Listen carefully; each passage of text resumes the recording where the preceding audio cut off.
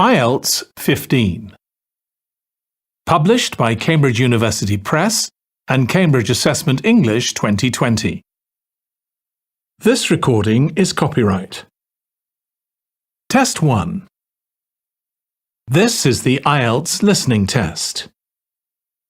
You will hear a number of different recordings and you will have to answer questions on what you hear.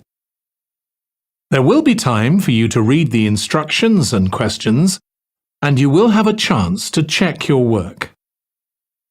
All the recordings will be played once only. The test is in 4 parts.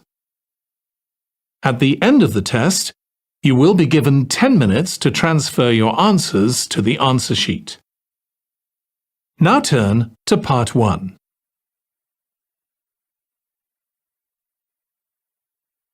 Part 1. You will hear a woman phoning a friend to get information about a job agency. First, you have some time to look at questions 1 to 5.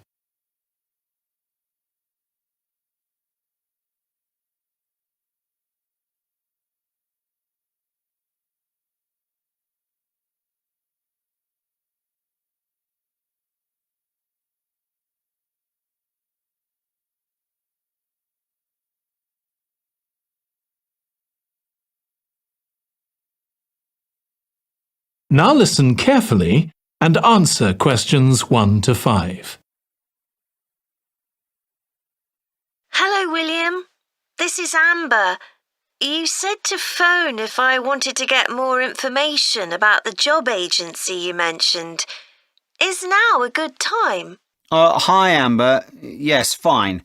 So the agency I was talking about is called Bankside. They're based in Docklands. I can tell you the address now. 497 East Side. OK, thanks. So is there anyone in particular I should speak to there? The agent I always deal with is called Becky Jameson. Let me write that down. Becky Jameson. Jameson.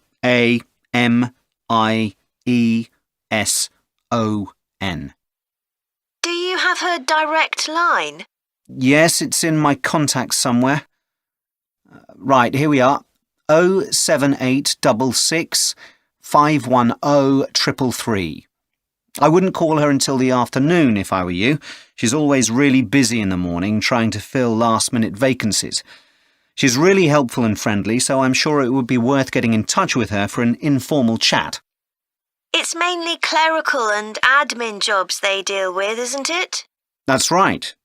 I know you're hoping to find a full-time job in the media eventually, but Becky mostly recruits temporary staff for the finance sector, which will look good on your CV and generally pays better too. Yeah, I'm just a bit worried because I don't have much office experience. I wouldn't worry. They'll probably start you as a receptionist or something like that.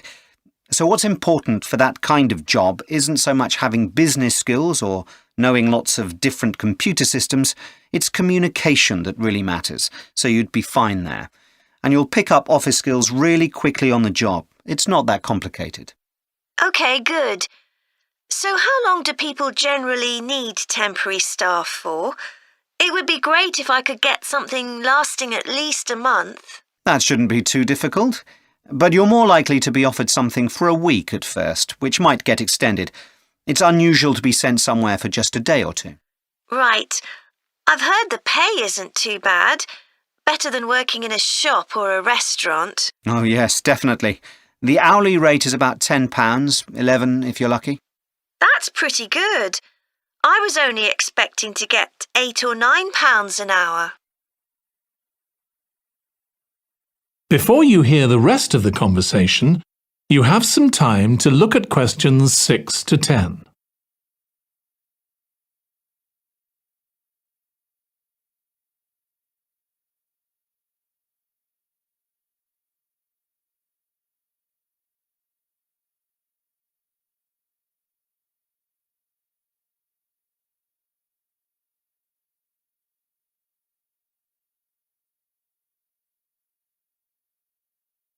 Now listen and answer questions 6 to 10.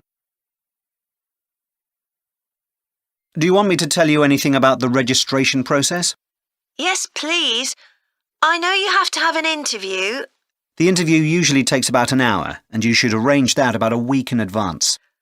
I suppose I should dress smartly if it's for office work. I can probably borrow a suit from Mum. Good idea. It's better to look too smart than too casual. Will I need to bring copies of my exam certificates or anything like that? No, they don't need to see those, I don't think. What about my passport? Oh yes, they will ask to see that. OK. I wouldn't get stressed about the interview, though.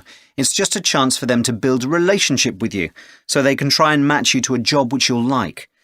So there are questions about personality that they always ask candidates, fairly basic ones, and they probably won't ask anything too difficult, like what your plans are for the future. Hope not. Anyway, there are lots of benefits to using an agency. For example, the interview will be useful because they'll give you feedback on your performance so you can improve next time. And they'll have access to jobs which aren't advertised. Exactly. Most temporary jobs aren't advertised. And I expect finding a temporary job this way takes a lot less time. It's much easier than ringing up individual companies. Yes, indeed. Well, I think I've covered everything. That is the end of part 1. You now have 1 minute to check your answers to part 1.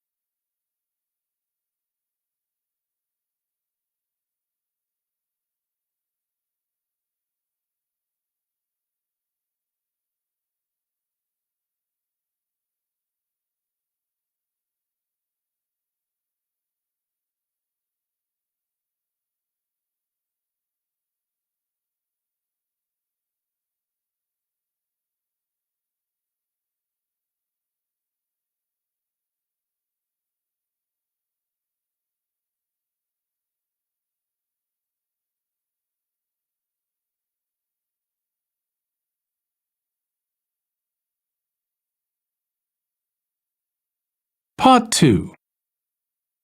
You will hear a woman giving a presentation about a holiday on an island in Britain that her company organises. First, you have some time to look at questions 11 to 14.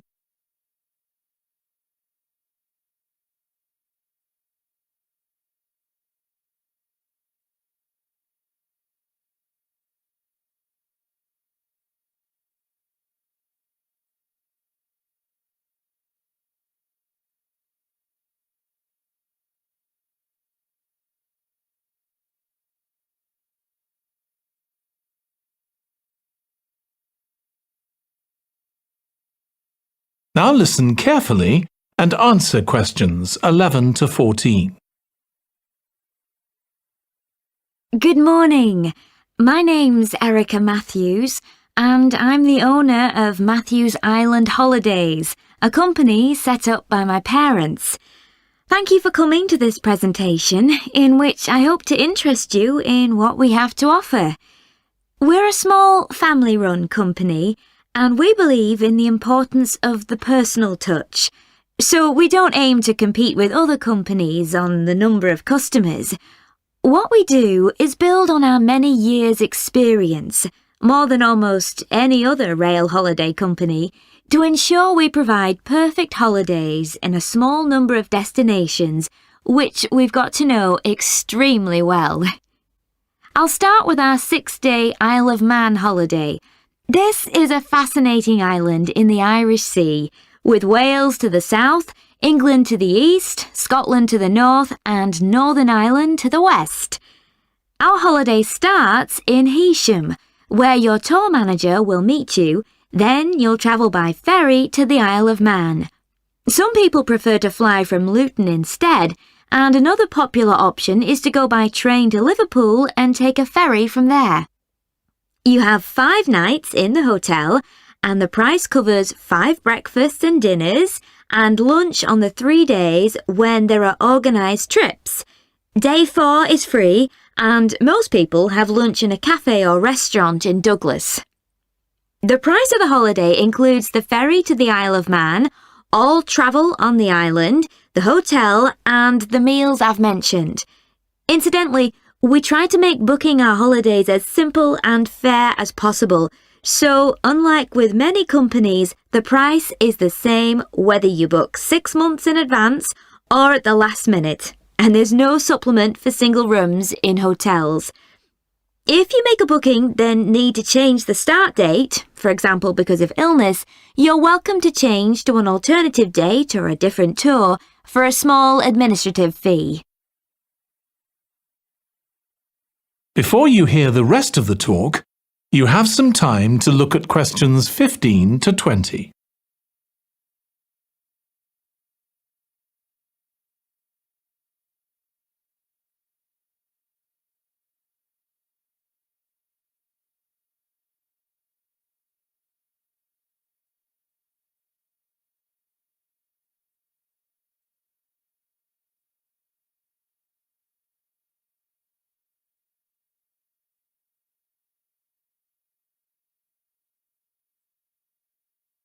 Now listen and answer questions 15 to 20.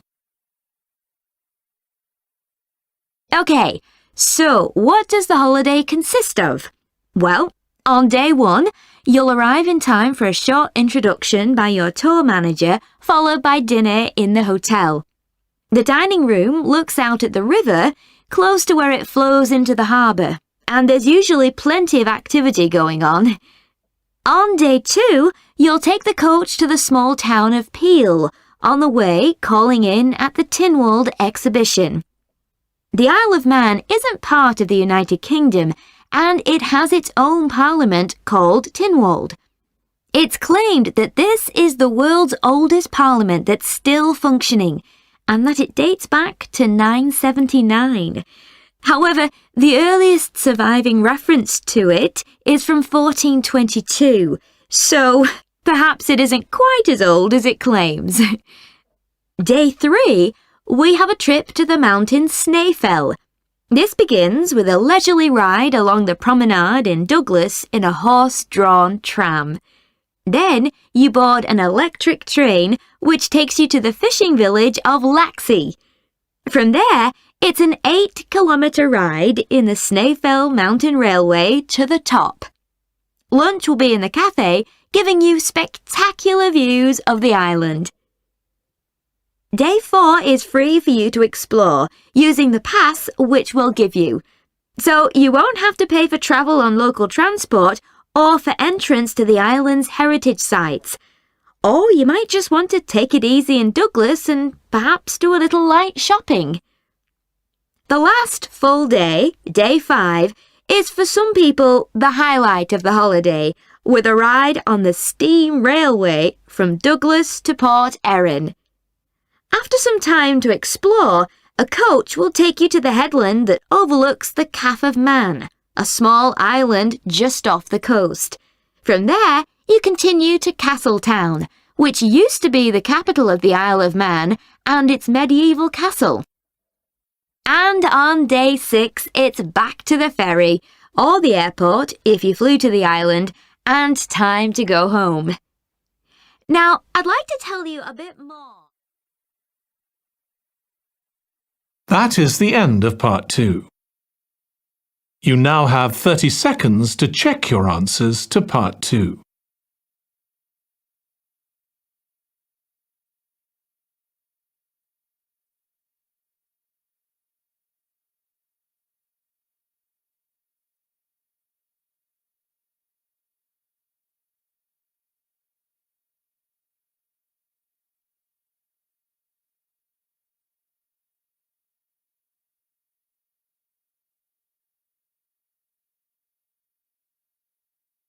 Part 3.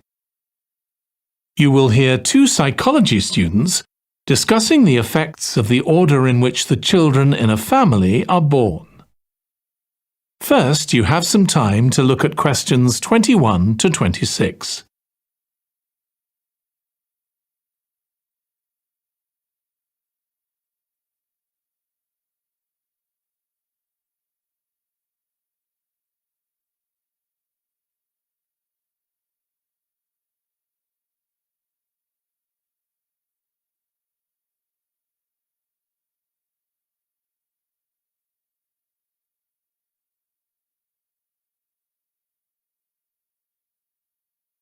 Now listen carefully and answer questions 21 to 26.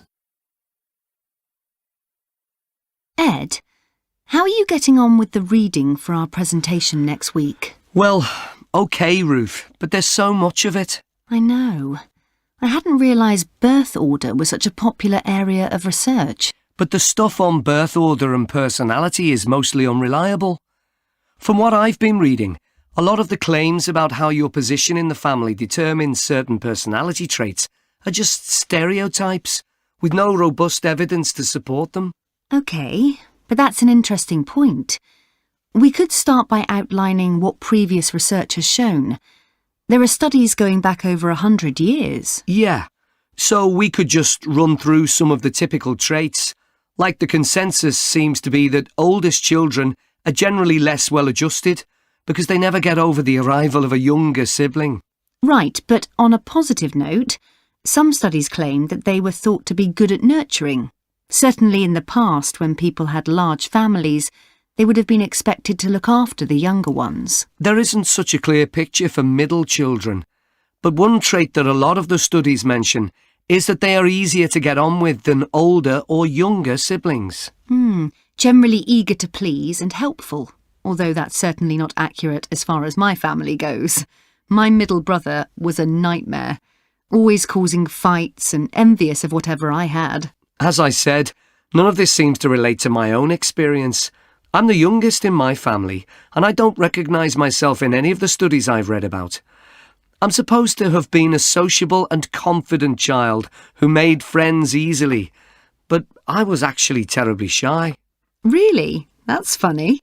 There have been hundreds of studies on twins, but mostly about nurture versus nature. There was one on personality which said that a twin is likely to be quite shy in social situations because they always have their twin around to depend on for support. My cousins were like that when they were small. They were only interested in each other and found it hard to engage with other kids. They're fine now, though. Only children have had a really bad press. A lot of studies have branded them as loners who think the world revolves around them because they've never had to fight for their parents' attention. That does seem a bit harsh. One category I hadn't considered before was children with much older siblings.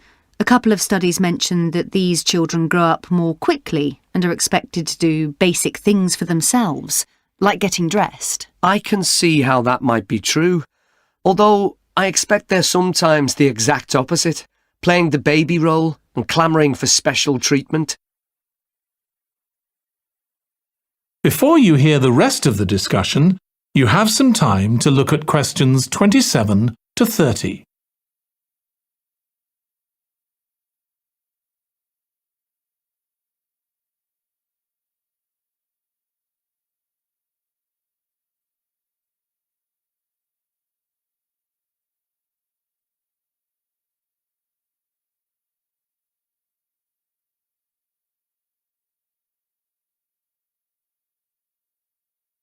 Now listen and answer questions 27 to 30. What was the problem with most of these studies, do you think? I think it was because, in a lot of cases, data was collected from only one sibling per family, who rated him or herself and his or her siblings at the same time. Some of the old research into the relationship between birth order and academic achievement has been proved to be accurate, though. Performances in intelligence tests declined slightly from the eldest child to his or her younger siblings. This has been proved in lots of recent studies. Yes, although what many of them didn't take into consideration was family size. The more siblings there are, the likelier the family is to have a low socio-economic status, which can also account for differences between siblings in academic performance. The oldest boy might be given more opportunities than his younger sisters, for example. Exactly. But the main reason for the marginally higher academic performance of oldest children is quite surprising, I think. It's not only that they benefit intellectually from extra attention at a young age, which is what I would have expected. It's that they benefit from being teachers for their younger siblings by verbalising processes. Right. and this gives them status and confidence, which again contributes in a small way to better performance. So, would you say sibling rivalry has been a useful thing for you? I think so. My younger brother was incredibly annoying, and we fought a lot, but I think this has made me a stronger person. I know how to defend myself. We had some terrible arguments, and I would have died rather than apologise to him.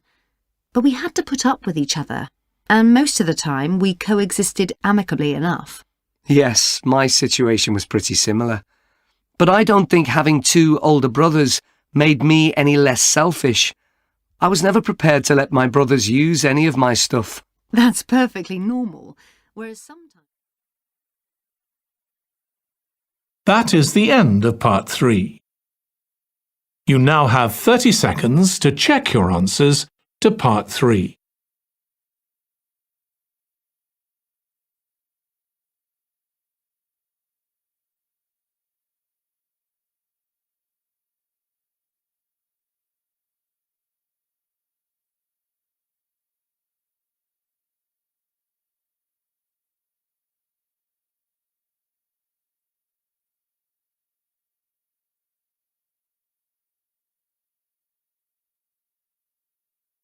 Part 4.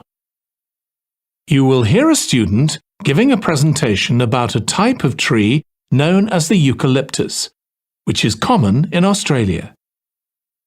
First, you have some time to look at questions 31 to 40.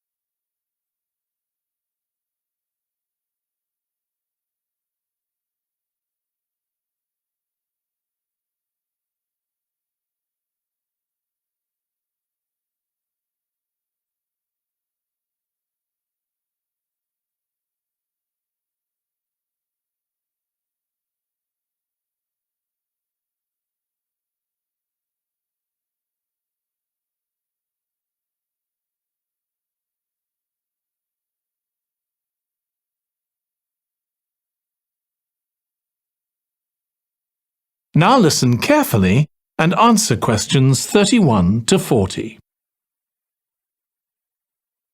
Today, I'm going to talk about the eucalyptus tree.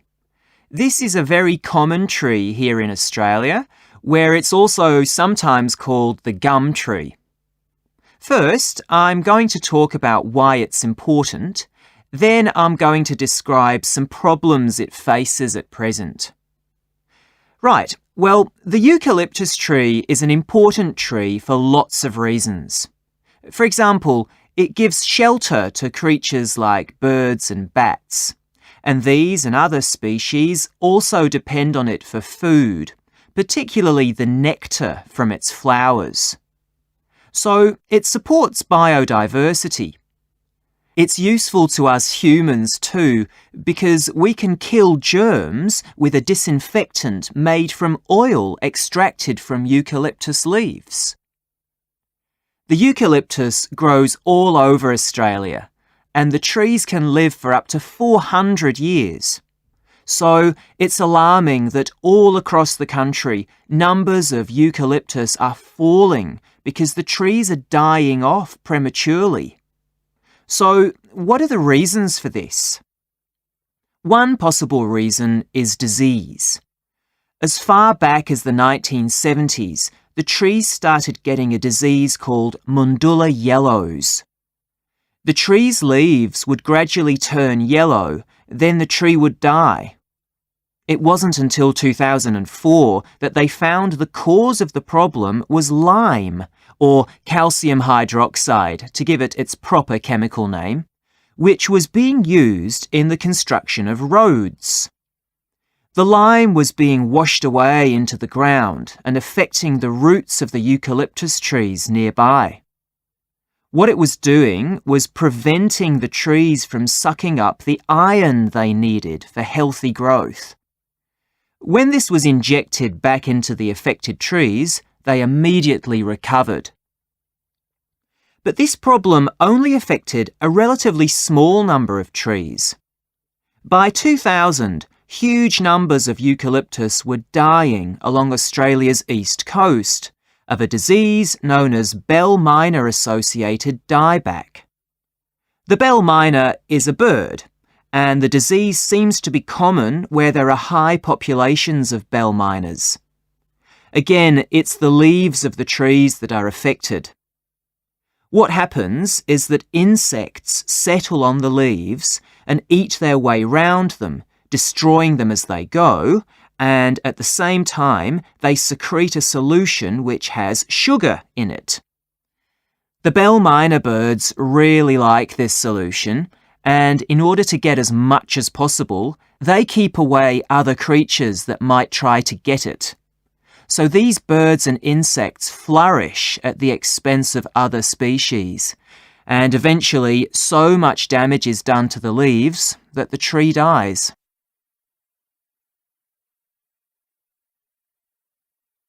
But experts say that trees can start looking sick before any sign of bell miner-associated dieback. So it looks as if the problem might have another explanation. One possibility is that it's to do with the huge bushfires that we have in Australia. A theory proposed over 40 years ago by ecologist William Jackson is that the frequency of bushfires in a particular region affects the type of vegetation that grows there. If there are very frequent bushfires in a region, this encourages grass to grow afterwards, while if the bushfires are rather less frequent, this results in the growth of eucalyptus forests. So, why is this? Why do fairly frequent bushfires actually support the growth of eucalyptus? Well, one reason is that the fire stops the growth of other species which would consume water needed by eucalyptus trees. And there's another reason. If these other quick-growing species of bushes and plants are allowed to proliferate, they harm the eucalyptus in another way by affecting the composition of the soil and removing nutrients from it. So some bushfires are actually essential for the eucalyptus to survive as long as they are not too frequent. In fact, there's evidence that Australia's Indigenous people practiced regular burning of bushland for thousands of years before the arrival of the Europeans. But since Europeans arrived on the continent, the number of bushfires has been strictly controlled. Now, scientists believe that this reduced frequency of bushfires to low levels has led to what's known as dry rainforest, which seems an odd name as usually we associate tropical rainforest with wet conditions. And what's special about this type of rainforest? Well, unlike tropical rainforest, which is a rich ecosystem, this type of ecosystem is usually a simple one. It has very thick, dense vegetation, but not much variety of species. The vegetation provides lots of shade, so one species that does find it ideal is the bell miner bird, which builds its nests in the undergrowth there. But again, that's not helpful for the eucalyptus tree. That is the end of part 4. You now have 1 minute to check your answers to part 4.